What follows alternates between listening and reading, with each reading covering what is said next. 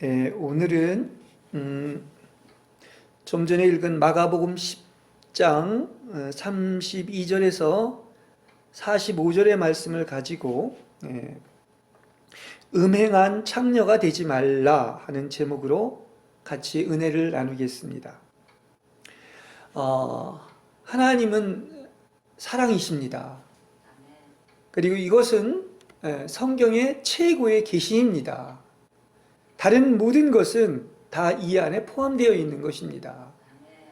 그야말로 하나님의 사랑이 없으면 나는 아무것도 아니고 모든 것은 아무 소용이 없습니다. 이것은 또한 사도 바울의 고백이기도 한 것입니다.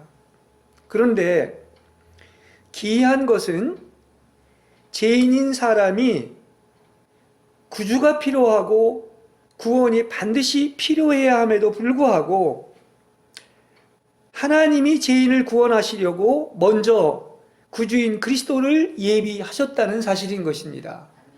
바로 이 자체가 사랑을 증거해주고 있는 것입니다. 여기에서 한 가지 문제를 생각할 수가 있는데, 그 하나님이 먼저 우리를 구원하신 그 구원의 동기가 무엇입니까? 그 답이 바로 곧 하나님은 사랑이시라는 거예요. 예. 오히려 죄가 있기 때문에 하나님의 사랑은 더욱더 드러납니다. 그죠? 가장 귀한 것일수록, 그 밝은 것일수록, 검은 것이 있을 때 하얀 것이 드러나는 것처럼 죄 때문에 사랑은 더 크게 드러나고 있는 거예요. 그래서 우리가 보면 하나님이 이처럼 세상을 사랑하사 독생자를 주셨다고 하는 것은 타락한 이후의 말씀인 거예요. 타락했는데 바로 이처럼 사랑해서 외아들을 주셨다는 것. 이거 같은 사랑이 어디에 있습니까? 그래서 하나님이 정말 우리를 사랑하셨다. 이거 우리가 언제나 묵상해야 된다고 생각해요. 최고로 큰 계시이기 때문에 하나님은 사랑이시다. 그리고 나를 사랑하셨다.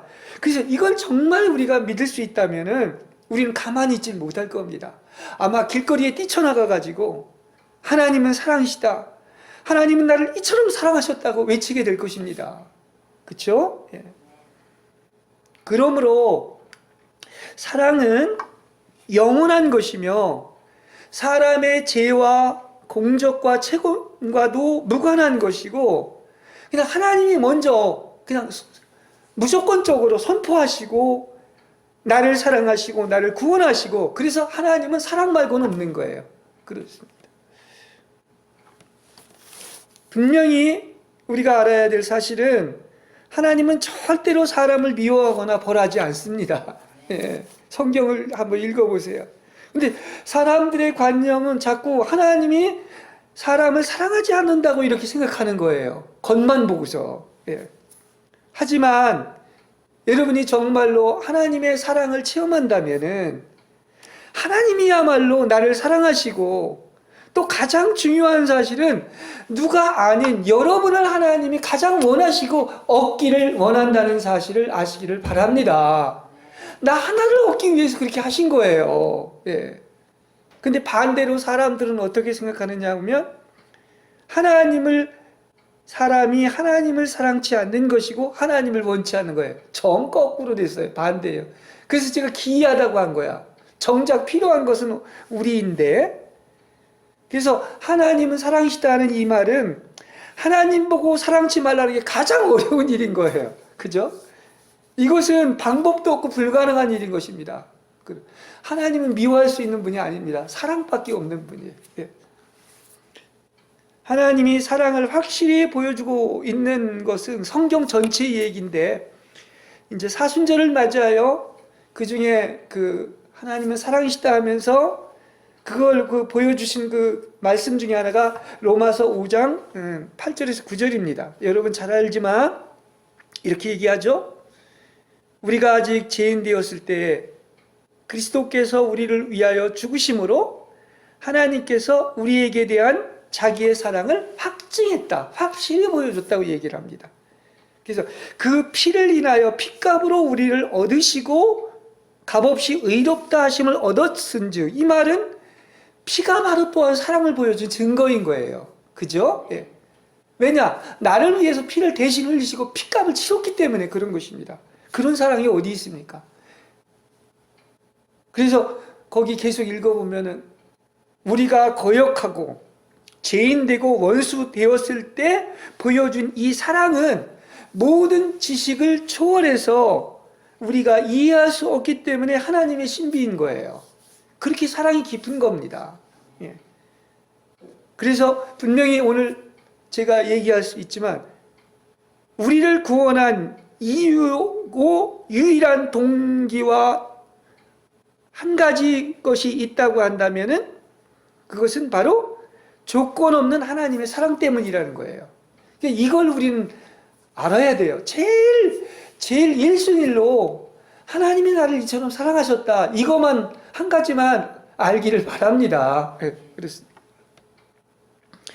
그 사람의 관념은 이렇게 하나님은 사랑이시라고 하고 그걸 소극을 드러내 보여주셨는데도 불구하고 자꾸 악한 마음으로 오해를 합니다. 우리 믿는 자조차도 그래요. 성경은 이런 얘기를 계속해서 얘기하고 있습니다.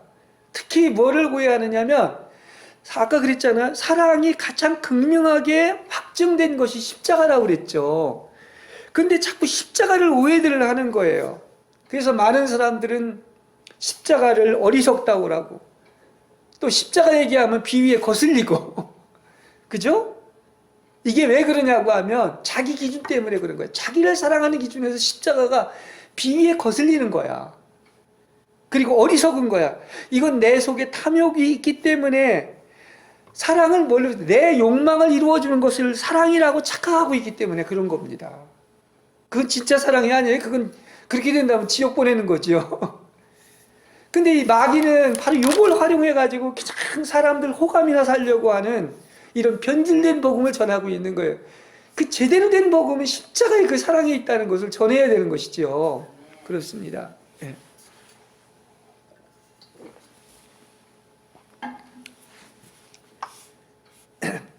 그래서 하나님의 아들을 세상에 보내시어 십자가에 죽게 하셨다는 것은 이건 세상을 단죄하려는 것이 아니라 피로 말미암아 죄사함을 받고 또 오늘 주제하고도 관련되어 있는 것처럼 가장 큰 사랑의 비밀이 있습니다.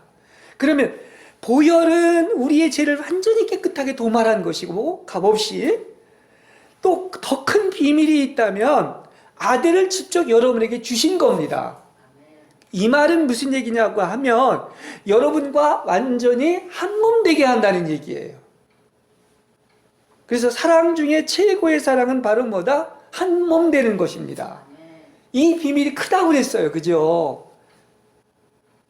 한 몸, 다시 말하면 완전한 사랑을 통하여 그분과 내가 연합되는 것을 이야기하고 있는 것입니다. 예수님의 생애를 보면은 하나님의 마음을 우리에게 다 나타나 보여주셨습니다. 그래서 주님이 하신 모든 행함과 삶은 바로 그분인 하나님은 사랑이시다 이걸 보여주신 것이다 말씀드릴 수가 있겠습니다. 성경 전체가 다 이런 내용이죠. 제자들을 사랑하시되 어떻게 사랑했다고 그래서 극진히 끝까지 사랑했다고 그랬어요. 네. 사랑하다 만 것이 아니고 또 문둥병자에게도 말만 해서도 고칠 수가 있지만 직접 손을 내밀어 만지셔서 고치셨습니다. 그냥 하나의 쉬운 예를 드는 거예요. 또 간음한 여인에게도 몸을 굽혀서 땅에 글씨를 씁니다. 그죠? 그리고 나서 나도 너를 정죄하지 않는다고 이렇게 얘기하면서 아마 그 본문에는 이렇게 나와 있지 않지만 몸을 굽혀 땅에 글을 썼다고 하는 것은 그 여인을 그리고 정죄하지 않는다며 일으킨 어떤 사랑의 표시예요. 그렇습니다. 그래서 이 사랑을 이루기 위하여 이 수백 가지 이런 내용이 나오는데 그죠? 이 행적을 그 삶을 행함과 삶을 다 얘기하기에는 성경을 다 써도 부족함이 없다고 그랬는데 이런 사랑의 표시가 수업 가지가 나오는데 그 마지막이 이제 죽기까지 순종한 그 사랑, 그 예수님의 마음 열어주신 마음을 만진다면 지금 우리의 행함과 삶은 얼마나 부끄럽고 이기적이었는지 그죠? 그 사랑을 우리가 진짜 안다면 우리의 마지막 한 가지 목표는 어디에 있는 것이냐? 어떻게 하면 내가 주님을 사랑하고 주님과 연합돼서 한 몸 될 수 있을까? 여기에 올인할 줄로 믿습니다. 이 마음을 좀 같이 공유했으면 좋겠습니다. 네. 자, 오늘 본문을 보면 사람의 아들이 대제사장과 율법학자들의 손에 넘어가 사형 선고를 받고 다시 이방인의 손에 넘어갈 것이다. 그러면 그들은 사람의 아들을 조롱하고 침뱉고 채찍질하고 마침내 죽일 것이다. 이렇게 얘기를 하고 있습니다. 예수님의 일생은 우리한테 보여주신 것은 바로 예루살렘을 향해 가는 여정이라고 볼 수 있습니다. 이건 무슨 뜻인지 여러분 알겠지만 주님이 이렇게 얘기하죠. 내가 받아야 될 너희가 모르는 세례가 있다. 이 일을 다 겪어낼 때까지 내 마음이 얼마나 괴로운지 모른다. 이렇게 제자들한테 얘기를 하지요. 그리고 이렇게 순환에 대한 얘기를 하고 있습니다. 근데 이걸 제가 묵상하면서도 이걸 미리 얘기했다는 것은 이미 이 땅에 오실 때부터, 아니 창세 때부터도 그분이 가야 할 길을 미리 알고 가고 있는 거예요. 내가 가야 할 길은 예루살렘을 향해서 가고 있는 그 여정을 모르고 가는 것과 아는 가는 것은 완전 다르지 않겠습니까? 그게 들어오더라고요. 그래서 바로 이 길만이 아니고서는 사람의 죄를 담당할 방법이 없고 아버지의 뜻을 이루어 드릴 수 없기 때문에, 그래서 이 길을 이미 알고서 가셨는데 그것도 나는 어떻다? 창세전부터 이걸 계획하고 계셨다는 것을 생각하게 되었습니다. 그래서 마지막에는 어떻게 됩니까? 사람도 그분을 버리고 심지어 아버지까지도 그분을 버려서 이 모든 것을 다 이루신 것입니다. 할렐루야. 그렇습니다. 참 이걸 보면 우리가 정말 철딱서니가 없고 몰라서 그렇지, 정말 안다면 우리가 얼마나 부끄러운 짓을 하고 지금까지 살아왔는지를 알 수가 있는 거예요. 그렇습니다. 정말 적당한 말은 이렇게 표현할 말이 없습니다. 나를 위해서 이렇게 죄의 저주와 지옥의 심판을 대신 받으셨습니다. 여러분, 예수님 자신이 이렇게 지신 십자가는 우리가 생각하는 그 정도의 십자가가 아닙니다. 그 주님과 하나님 아버지만이 아는 거예요. 그렇습니다. 내가 마시게 될 잔을 너희도 마실 수 있다고 여기는요? 마시겠지만 차원이 다른 거예요. 그죠? 그 얘기를 오늘 본문에서도 얘기하고 있습니다. 근데 보십시오. 참 이런 사건들이 성경은 다 살아있고 다 배열이나 모든 게 필요한 것이 우리한테 다 이게 하나의 교훈이 되고 본이 되기 때문에 그런 겁니다. 이렇게 주님은 이 사랑을 얘기하고 있는데, 이 사랑을 이루기 위한 이 얘기를 하고 있는데 제자들은 뭐라고 그러느냐? 야고보와 요한이 아주 여기에 다가와서 얘기합니다. 다른 데서는 어머니가 청탁했다고 그러는데, 선생님, 우리가 요구하는 것은 무엇인지 다 해주시길 바랍니다. 아주 당당히 요구를 합니다. 그러면서 뭐라고 하느냐? 엎드려 절까지 하면서 주님의 나라가 서면 정말로 하나는 주의 오른편에, 하나는 왼편에 앉게 해주십시오. 다른 성경에서는 어머니를 통해서 얘기하지만 오늘은 본문을 통해서 얘기하는 것은 이제 우리한테 전체를 잘 알라는 그런 의미에서 얘기하는 것인데, 근데 예수님이 뭐라고 그래요? 너희가 청하는 것이 도대체 무엇인 줄을 알고나 있느냐? 그러시면서 이 자리에 대한 다툼은요, 이게 마귀의 본성인 겁니다. 아니, 주님은 십자가에서 이렇게 사랑을 완성하기 위해서 돌아가시겠다고 얘기하는데 서로 자리 다툼을 하고 있단 말이에요. 마귀가 왜 마귀입니까? 달래마귀입니까? 하나님같이 높아지겠다고 하는 자리에 대한 다툼인 거예요. 이건 권위에 대한 다툼인 것입니다. 제가 지난주 설교한 것처럼 또 고라당의 반역과 이 하나님과 따짐으로 이 불뱀에 몰린 거역도 다 자리에 대한 다툼인 거예요. 근데 네가 지금 청하는 것이 바로 그와 같다는 얘기야. 그렇습니다. 우리는 이걸 알아야 돼요. 우리는 어디에서도 아닌 것 같아도 내 중심인 거예요. 모든 것이. 그리고 내 방식대로 합니다. 그리고 높아지려고 하는 거예요. 이거 잡아내는 것도 은혜예요. 그렇습니다. 왜 하나님이 권위에 대한 질서를 만들어 놓았을까요? 하나님은요, 능력으로 만물을 붙들고 있는 게 아닙니다. 바로 권위의 말씀으로 만물을 붙들고 있다는 사실이에요. 그렇죠? 예. 그래서 이 예수 그리스도의 마음을 활짝 보여주셨는데, 지금 보십시오. 이 사람의 마음, 이 제자조차도 이 권위에 대한 이 불순종을 얼마나 상극인지 몰라. 어떻게 그런 장면에서 이런 얘기를 할 수 있을까? 나 저 좌우측에 쉽게 얘기하면 국무총리와 좀 장관을 시켜달라는 이 얘기인데, 왕이 되시면. 그렇지 않습니까? 그러면서 그 예수님의 절절한 마음이 여기 표현되어 있는 것 같아요. 아직도 섬기지 못하고 종이 되지 못하고 많은 사람을 위하여 내 혼생명을 잃어서 상대를 낮게 여기고 살리려는 마음이 없다면 그것은 마음뿐이지 신앙생활 잘하고 있다고 착각할지는 모르지만 진정한 의미에서 예수님의 그 사랑의 삶의 모습과 삶을 못 사는 것이다. 이렇게 얘기를 하고 있는 것입니다. 심지어는 어떻게까지 얘기합니까? 45절에 얘기하고 있는 것처럼 인자는 섬김을 받으려 온 것이 아니라 섬기러 왔고 많은 사람을 구원하기 위하여 치를 몸값으로 자기 목숨을 내주러 왔다. 내 목숨까지 바쳐가지고 사랑을 완성하러 왔다고 하는 거예요. 이게 진정한 그리스도인의 길인 거야. 그렇지 않습니까? 얼마나 이게 상극입니까? 그죠? 그렇습니다. 이 말을 듣고 있던 이 다른 열제자도 똑같아요. 또 보면은 그 형제를 보고 막 화를 내고 지금 다투고 있지 않습니까? 그러니까 좀 심한 표현일지 모르지만 지금 천국과 지옥의 모습을 상징적으로 보여주고 있는 것 같아요. 한쪽은 사랑을 그렇게 얘기하는데 한쪽은 서로 다투면서 내가 높아지겠다고 하는 이것을 보면. 예. 그래서 제가 그런 얘기를 한 거예요. 사람들은 이렇게 정말 하나님의 사랑을 모르고 자꾸 오해를 한다. 그래서 제가 이 설교를 준비하면서 가장 오해받는 분이 바로 하나님인 거예요. 사랑인 거예요. 사랑이 오해받고 있습니다.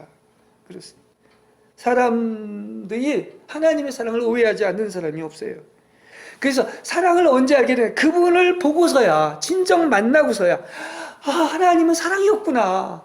나를 이처럼 사랑했구나. 지금까지 모든 것이 그 물 붓듯이 부어주신 은혜와 사랑이었구나 하는 것을 알게 되는데, 보기 전까지 이걸 모릅니다. 뭐, 하나님의 사람도 예외가 없어요. 지금 제자들이 그렇지 않습니까? 욥도 보십시오. 욥이 하나님을 만나기 전까지는 이런 고백을 하지 않습니까? 부질없는 말로 당신의 뜻을 가리웠으며, 이 머리로는 헤아릴 수 없는 신비한 일들을 영문도 모르고 짓거렸습니다. 그리하여 제 말이 잘못되었음을 깨닫고 티끌과 잿더미에 앉아서 뉘우칠 수밖에 없습니다. 이렇게 한 거예요. 아니 그냥 쉽게 얘기한다고 하면 하나님을 지금까지 오해한 겁니다. 그렇습니다. 베드로도 마찬가지예요. 베드로는 정말 수제자고 사랑하느냐 이렇게 3번이나 물어봤던 제자인데 예수님이 3번씩이나 고난받고 죽어야 한다는 말에 주님한테 뭐라고 해요? 주님 안 됩니다. 막 화를 내면서 영어로 리뷰크라고 그랬는데 화를 내면서 결코 그런 일이 있어서는 안 됩니다. 이렇게 얘기합니다. 이거 보세요, 이거. 그러니까 예수님께서 사탄아 물러가라. 너는 나에게 장애물이다. 너는 지금 내가 온 것은 정말 여기 보는 것처럼 많은 사람을 구원하기 위하여 치를 몸값으로 목숨을 내주려 왔는데 하나님은 사랑이시다. 이처럼 사랑했다는 외아들을 주셨다는 것을 완성하기 위한 그것은 생각지 않고 사람의 일인 자기 중심의 탐욕만을 생각하고 있는 거예요. 그렇습니다. 겉으로 볼 땐 아주 주님을 사랑하는 듯이 얘기했지만 속에는 뭐가 있어? 다 자기 욕심이 있는 거야. 탐욕이 있는 것입니다. 근데 이게 누구의 얘기다? 하나님의 사람들이 했던 행동 중에 하나인 거예요, 이게. 예. 하물며 우리는 말해서 무엇하겠습니까? 정말 뭐 아는 사람은, 순종이 뭔지를 아는 사람은 내가 얼마나 하나님 앞에서 부끄러웠는지 하는 걸 알 수가 있는. 이제 이따 제목에서도 얘기가 나올 겁니다. 이렇게 많은 사랑을 보여주셨지만 우리는 여전히 불신합니다. 그리고 불순종합니다. 그리고 오해합니다. 그래서 하나님의 사랑을 만지지 못하는 이유는 어디에 있다? 다 이런 것들 때문에 그런 거예요. 정과 욕심, 세상을 버리지 못하고 아직도 내 육 중심이고 사람이나 사물에서 벗어나지 못하고 있다는 증거가 되는 거야. 그러니까 다 나한테 있는 거야. 하나님의 사랑을 만지는, 그렇게도 사랑하는데 만지지 못하는, 아직도 내 중심이고 사물 중심이고 또 나아가서 무엇입니까? 이 불신하기 때문에 이렇다고 하는 것을 알 수 있습니다. 사람한테도 벗어나고 사물한테서도 벗어나고 나한테서 다 벗어난 여러분 되신다면 분명히 그분의 놀라운 사랑을 만지게 될 줄로 믿습니다. 예, 그렇습니다.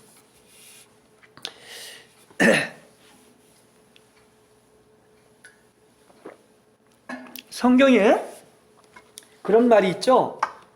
천지 창조 때부터 죽임을 당하신 어린 양이라는 이런 말이 나옵니다. 일찍 죽임을 당했다. 근데 하나님은요, 이걸 제가 묵상을 하면서 성부, 성자, 성령의 신격회의가 있었어요. 거기서 뭐라고 말씀하시냐면 우리의 모습과 형상대로 사람을 만들자 계획하시고 사람을 창조했다는 말이 나옵니다. 그렇죠? 예. 그 여기에 제가 이걸 이제 묵상하면서 다른 것은 그냥 뭐 만들었다 창조했다 딱 한마디가 나오는데 인간만이 세 가지가 반복해서 나옵니다. 무슨 얘기냐고 하면 히브리어로 야찰이라고 했는데 이건 언제를 얘기하냐면 진흙으로 형태를 만들 때 야찰이라는 단어를 썼습니다. 그리고 아싸라는 단어를 썼는데 이건 하나님의 모양대로 지으셨을 때, 그 다음에 바라는 하나님의 형상대로 창조됐을 때 이 말을 쓴 거예요. 그러니까 딱 하나를 쓴 게 아니야. 세 가지를 완벽하게 얘기를 해가지고 흙과 모습과 형상대로 했을 때 이 세 가지로 이렇게 창조된 것을 얘기하고 있는 것입니다.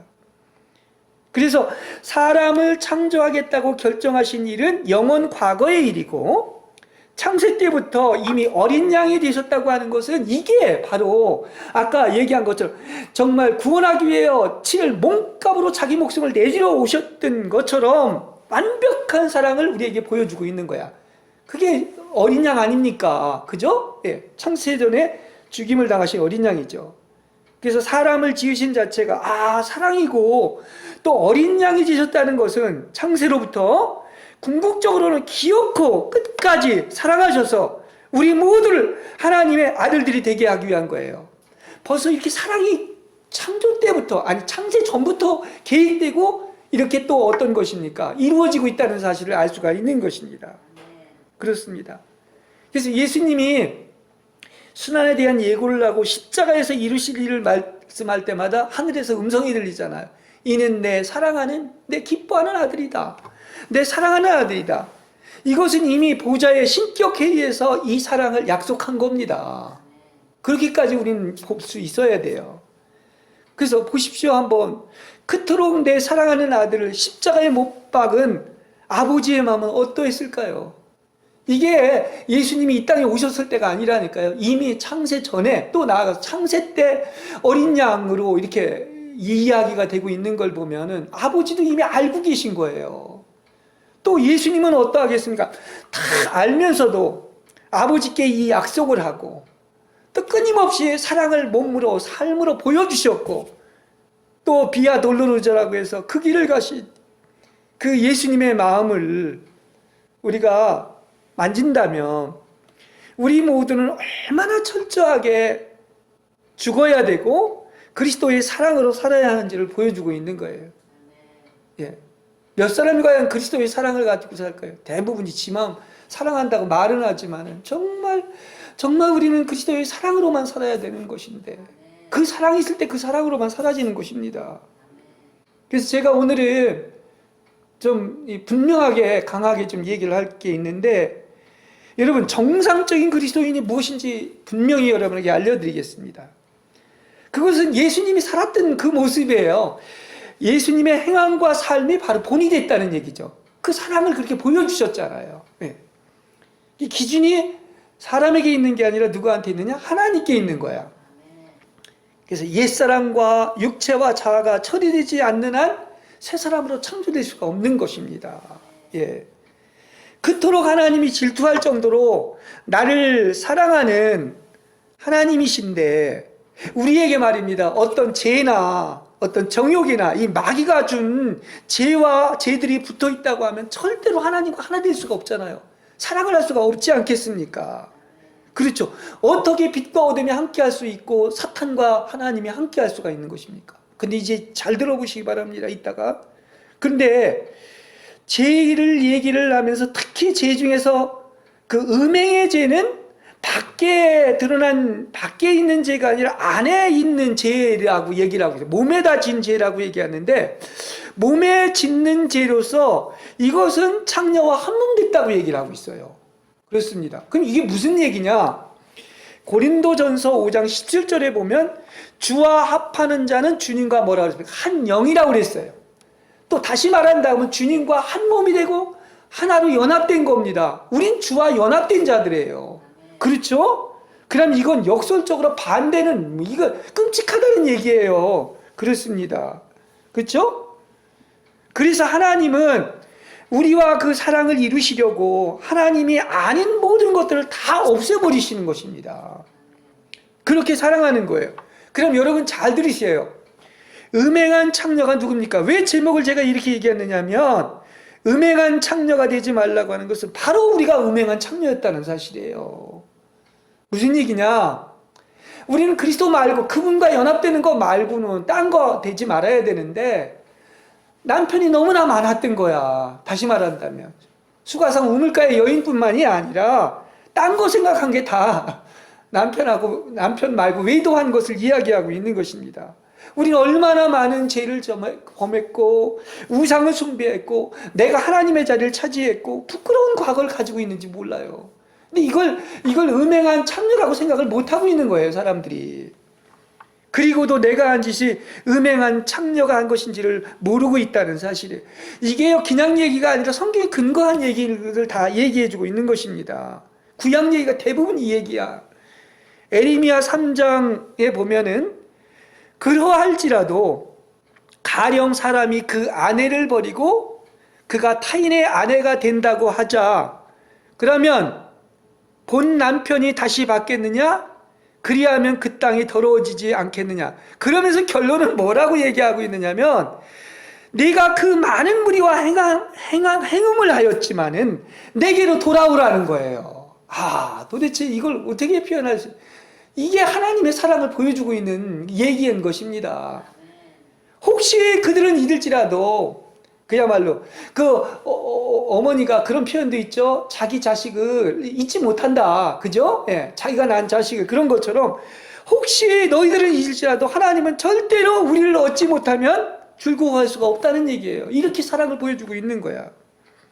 근데 사람들은 이 사랑을 믿으려 하지 않는 거예요. 그렇습니다.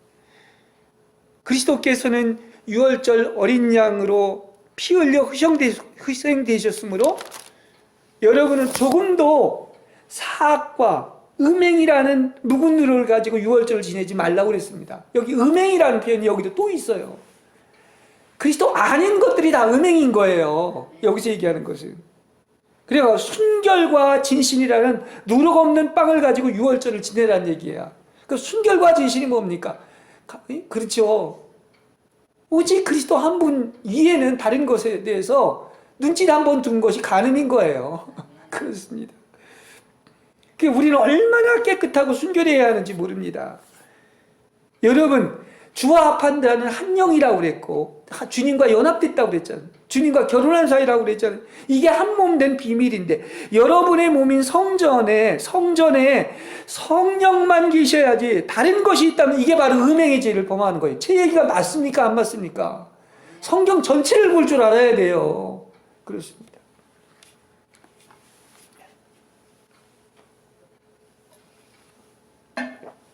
자, 이런 점에서 여러분은 완전히 이르기까지 이 십자가를 주관적으로 체험해야 하는데 날마다 자기를 부인하고 자기 십자가를 지고 혼생명을 잃고 성령이 이끄시는 대로 살아야 됩니다.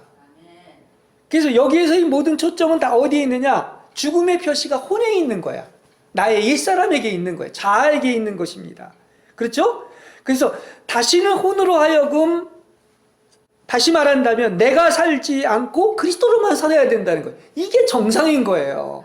내가 사는 게 얼마나 이게 끔찍하다는 걸 사람들은 몰라요. 예.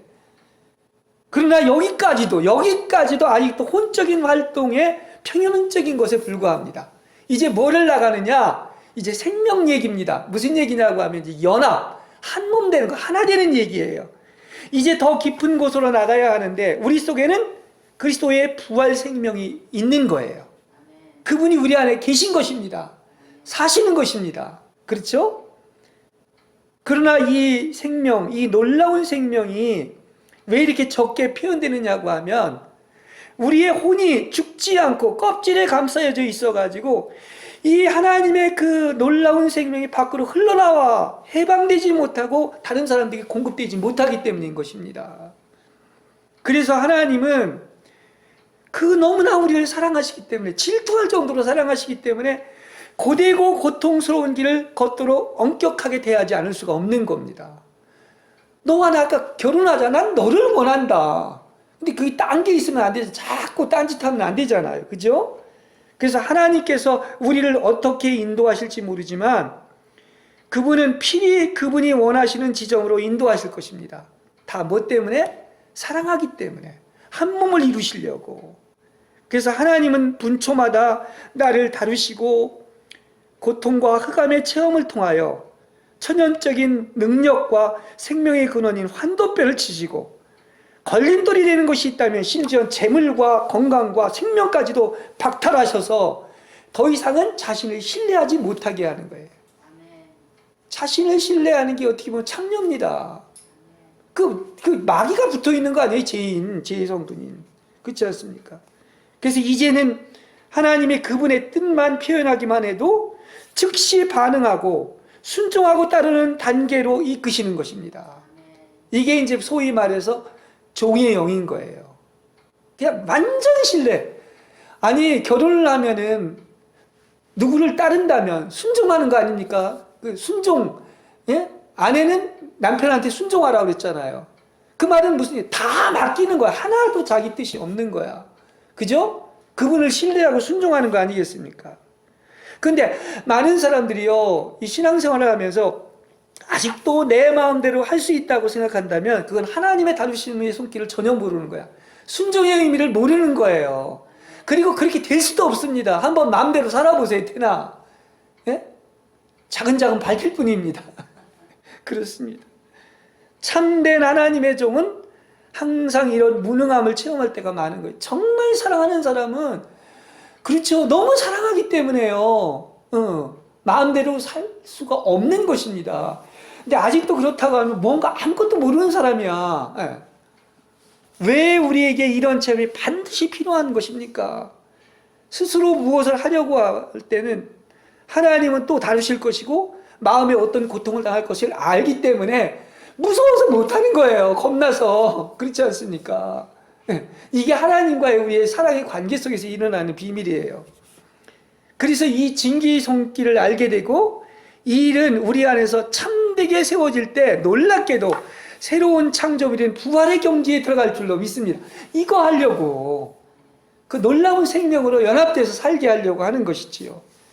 그래서 징계가 당시에는 고통스러워 보이지만 자아가 파쇄되고 그리스도로 건축되면 영이 해방되고 하나님 아버지가 아들을 대한 것 같이 나를 대하셔서 나를 이처럼 사랑하사 나를 다루셨다는 것을 체험하게 되는 거예요. 이제 그 이후에는 모든 것이 다 뭡니까? 그 목적을 위한 것이기 때문에 나에게 하나님이 다루시는 손길이나 고난이나 어떤 징계나 파쇄나 연단이 행복으로 느껴지는 거야. 다 기쁨이 돼버리는 거야. 오직 그분 한 분만 남게 하기 위해서. 그렇죠? 이후로는 생명의 원칙인 그분이 역사에서 우리가 잘 아는 것처럼 넉넉히 이기고 끊을 수 없는 사랑을 알게 된 이게 사랑을 체험하는 거야. 그렇지 않습니까? 그래서 지성소 안에 들어가기까지의 어두운 밤이 있는 것이고 이게 다 사랑입니다. 그래서 그분을 접촉하고 풍성한 생명을 누리기까지 주님과 같은 모습으로 변화해서 영광스러운 상태에서 더욱더 영광스러운 상태로 옮아가는데 이와 같이 죄와 육체와 자아는 철저히 짓밟혀 지옥에 내려가고서야 부활과 승천과 영광의 세계인 천국에 오르는 것입니다. 그렇습니다. 이러한 부활의 경지에 이르는 여러분들 되시길 바랍니다. 제가 두 가지 그 분명한 과정을 얘기했잖아요. 그죠? 예. 완덕에 이르는 과정. 그리고 이 체험은요, 미래의 것이 아니라 이 시간 안에서 경험하는 것들이에요. 그래서 하나님의 참 아들들은 어떻다? 아버지가 너무나 사랑하시기 때문에 고통의 시련을 보내시고 부끄러운 죄들을 다 들춰내게 하는 겁니다. 그래서 그걸 다 소멸시키시고 그 다음에 부활의 경지에서 그 그리스도와 온전히 한몸 돼서 결혼생활, 그 신성한 결혼생활을 하게 하시는 거예요. 이 과정이 그것을 이야기하고 있습니다. 이게 바로 뭐다? 이게 바로 정상적인 그리스도인인 거예요. 그러니까 정상적인 그리스도인은 내가 죽고 그리스도가 사는 거야. 이걸 얘기하자면 정말 많은 시간이 필요합니다. 그래서 하나님의 은혜를 깨달아야 돼요. 그래서 십자가 다음에 영광이 있는 것이 바로 정통 코스를 걷는 정상적인 그리스도인의 길인 겁니다. 그런데 십자가도 없이 영광만을 구하며 더러운 것이 덕지덕지 붙어 있는데 그렇게 음행을 계속 저지르면서도 죄인 줄 모르고 천국 갈 수 있다고 착각하고 있으니 내가 그리스도 이해의 것으로 사는 것이 바로 내 안에 몸에 음행을 범한 창렬한 것을 왜 모르십니까? 이걸 오늘 본문에서 강조하고 싶은 거예요. 그러니까 이게 겉굿으로 창녀가 잤다는 말이 아니라 내가 지금까지 주님과 연합되지 못했던 이유가 바로 내가 음행을 저지른 창녀였었구나 이것을 아는 거예요. 그렇습니다.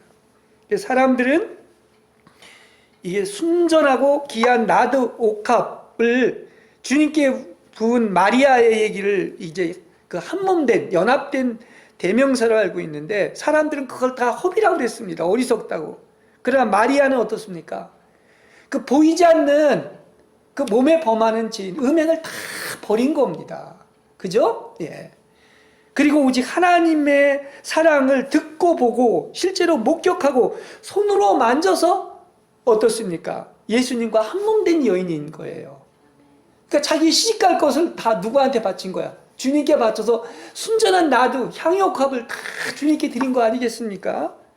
그래서 이 이야기는 복음이 전해지는 곳마다 향기가 진동한다고 했는데 2000년의 역사에서 주와 합해서 다시 말하면 한몸돼서 연합돼서 이 한몸된 러브스토리는 우리들의 영원한 로망이 되는 것입니다. 바라기는 여러분 주님과 그 유일한 사랑이 더 러브, 그래서 다른 것이 조금도 섞이지 않은 그러한 사랑을 체험하고 한몸되는 여러분이 되시기를 주님의 이름으로 간절히 축복합니다.